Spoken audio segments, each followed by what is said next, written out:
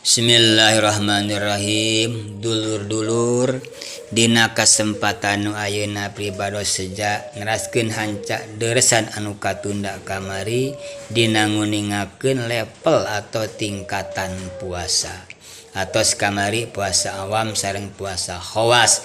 Berikut telur tingkat terakhir nu dimaksud puasa khawasil khawas. Referensina dina kitab Mutiara Nasihat halaman 12. Nu kumaha dulur nu disebat puasa khawasil khawas. Wa amma saumul khawasil khawasi.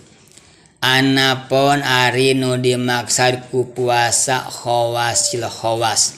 Jika mari puasa khawas teh saumna jalma alim atau puasana jalma soleh upami khawas. Berarti upami khawasil khawas mah saumna anu soleh di antara anu saroleh, saumna jalmi alim di antara nu aralim, maka disebut puasa khawasil khawas. Kumaha bentukna puasa khawasil khawas? Pasaumul qalbi tah eta puasa hate. Maksudna di samping nu kamari anu khawas syaratna 5 dilaksanakeun oge hatena ge ngiring puasa. Hatena ge dipuasakeun. Tina naon puasana hate teh?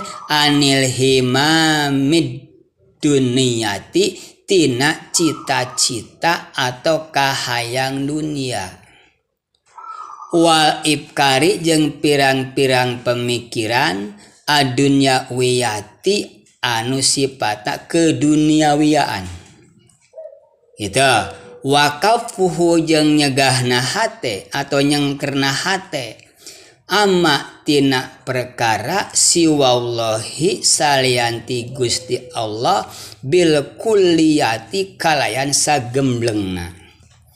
Lempengna dulur nu disebut puasa khawasil khawas teh adalah di samping nut kamari nu khawasna dilaksanakeun hatena ke dipuasakeun tina sanes hankanten kahayang dunia nya.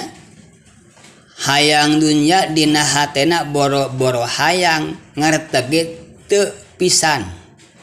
Seperti mana hayang dunya hayang teuing lebaran ayeuna mah make sarung BHS alus tah eta kan dunia.